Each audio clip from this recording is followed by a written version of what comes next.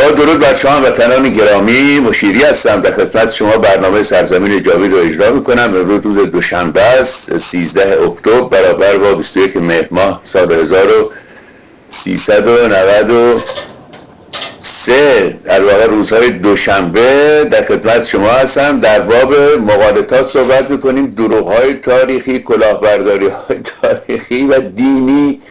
عرض شود که و سالهاست مورد توجه شما بزرگواران هست. خود مخلص صبر میکنم تا روز دوشنبه. بسیار بسیار من دوست میدارم این روزهای دوشنبه را که خدمت شما هستم.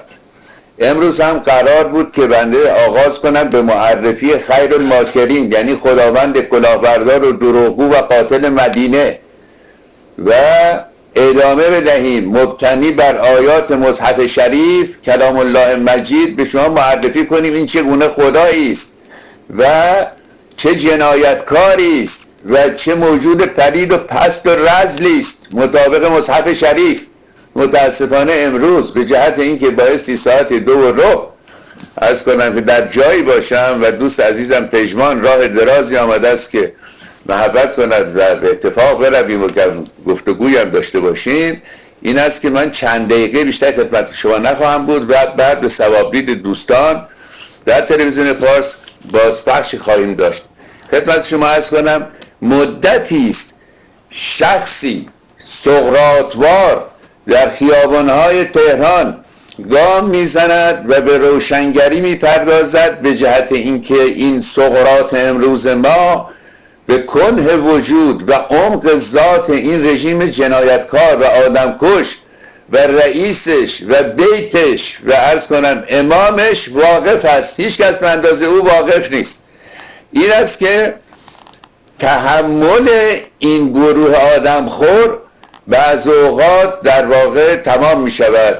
این است که سربازان گمنام، ببینید چه اسمایی دارن، سربازان گمنام امام زمان، یعنی جاسوسای چاقوکش آدمکش علی خامنه ای. این ترجمهش اینه، این مغالطه است. اینا رو ریختن سر این مرد محترم آقای نوریزاد که تصویرش تا اینجا میبینید و اون رو کتک زدن و مجروح کردن و به زندان اوین بردن. به زندان اوین بردن.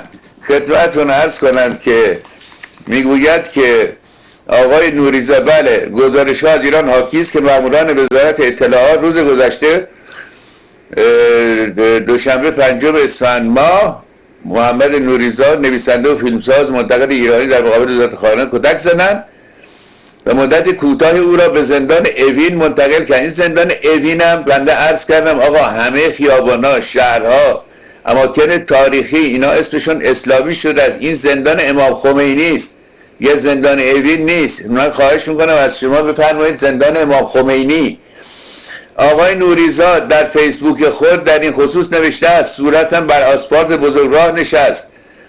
بعد میگوید که زانویش را پس کله هم نهاد، سنگ ریزه ها بالای ابرویم را شکافتند و خون بیرون زد. بینیم نیز با همین مشکل مواجه بود، گرچه تقلای من بیهوده مینمود، اما تلاش کردم از ورود سنگ ریزه ها به اون سوی پوست صورتم جلوگیری کنم. زانویی که زیر سرم نشانده بودن کار را دشوار میکرد. عینکم زیر صورتم مانده بود و هر آن ممکن بود بشکند و صورتم را بشکافد. راننده داد زد همین را میخواستی روانی؟ با دهانی که به آسفالت خیابان چسبیده گفتم من فردا باز همین جایم. این نویسنده و فیلمساز که سالها از حامیان اصلی آیت الله علی خامنه ای رهبر جمهوری به شمار میرفت، پس از انتخابات خرداد 88 شروع به انتقاد از دولت و رهبر جمهوری اسلامی کرد و به همین دلیل بارها بازداشت روانه زندان شد. آقای نوریزاد پس از آزادی از زندان برای بازپس کردن اموال شخصیش مدتی است که هر روز در مقابل ساختمان وزارت اطلاعات حاضر می شود.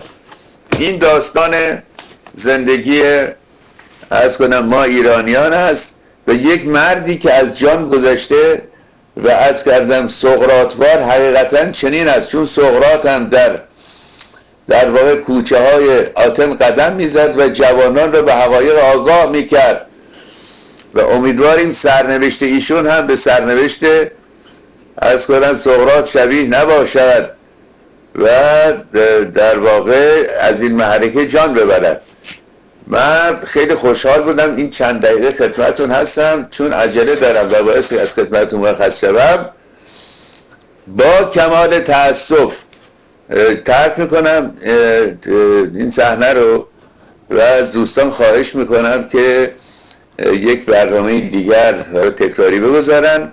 دوشنبه آینده میپردازیم به جزئیات خیر الماکرین برابر آیات قرآن کریم، ببینیم این چگونه خدایی بوده است و چگونه آدم‌هایی میفرستاده است به زمین و ماهیتش چه بوده و اساساً تفاوتش با خدای ایرانیان چگونه است. این است که تا روز چهارشنبه که با شاهنامه خدمت شما خواهیم بود، شما را به خداوند بزرگ ایران میسپارم. درود بر شما. جاوید ایران زمین. زنده باد آزادی.